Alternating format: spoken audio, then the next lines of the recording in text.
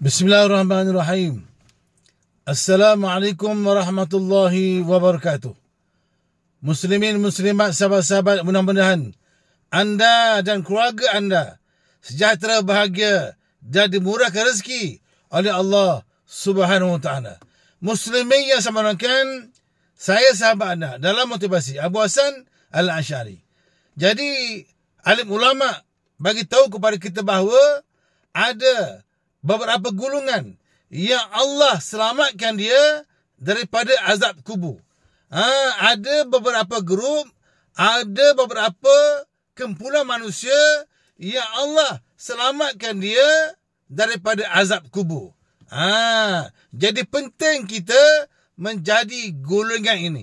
Kita berdoalah supaya kita termasuk dalam golongan yang mulia ni. Yang pertama, muslimin yang sebenarnya yang selamat daripada azab kubur ialah an-nabi, para nabi. Itu tak bolehlah kita memang tak layaklah jadi nabi. Dan siapa yang mengaku jadi nabi, itu confirmlah sesat dan menyeleweng. An-nabi, para nabi selamat azab kubur. Wal ghazi, askar-askar yang menjaga perbatasan negara, yang berkawal di sempadan negara, mencegah daripada musuh datang, itu selamat daripada azab kubur. Kemudian wasyuhada, yang mati syahid. Yang mati syahid berjuang kerana Allah, maka mereka selamat daripada azab kubur. Kecuali para syuhada yang ada hutang dengan manusia, dia kena settle hutang dulu. Ataupun waris dia settle, bayar ke hutang dia, barulah dia confirm masuk syurga, selamat daripada azab kubur. Imamun adilun, pemimpin yang adil. Kalaulah pemimpin tu ketimbang, tak kelentung, menipu, menindas, tak adil, tak selamat dia daripada azab kubur, kena azab kubur. Al-muazzin, tukang bang. Muazzin ni, Tok Bilal ni, yang ajak orang, jom solat, hayya 'alas solah, hayya 'alal falah, dia selamat daripada azab kubur. Kemudian hafiz Quran, yang menghafaz Quran.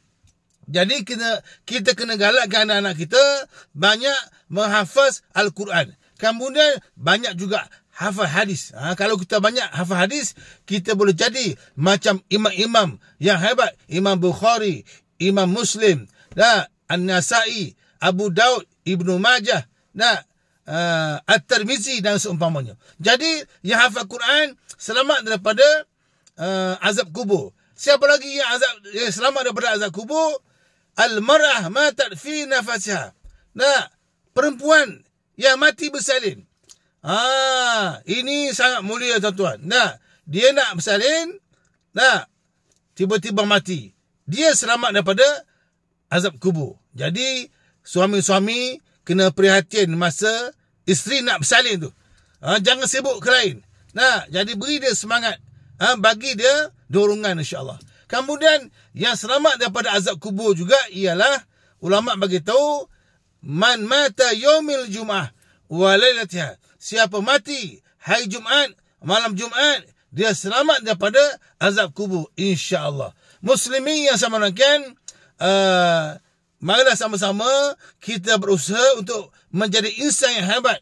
Mudah-mudahan Allah selamatkan kita daripada azab kubur dan azab neraka Jahannam. Muslimin yang sama dengan, mudah-mudahan bila kita menjadi insan yang hebat, kita Allah mudahkan semasa saat kematian kita. Berdoalah, Allahumma khtim lana bihusnil khatimah wa la takhtim alina bisu'il khatimah. Saya ulang lagi sekali, banyakkan berdoa, Allahumma khtim lana bihusnil khatimah wa la takhtim alina bisu'il khatimah. Kita nak mati yang baik, kita tak nak mati yang tak elok, yang mendukacitakan, yang menyedihkan. Muslimin yang sama dengan, sahabat-sahabatkan, selamat beramal. Mudah-mudahan Allah Ta'ala kurniakan anda sekeluarga jannah, syurga yang Allah janjikan. Follow saya di TikTok Ustaz Abu Hasan. Assalamualaikum. Jumpa lagi. Terima kasih. Sebarkan video. Bye.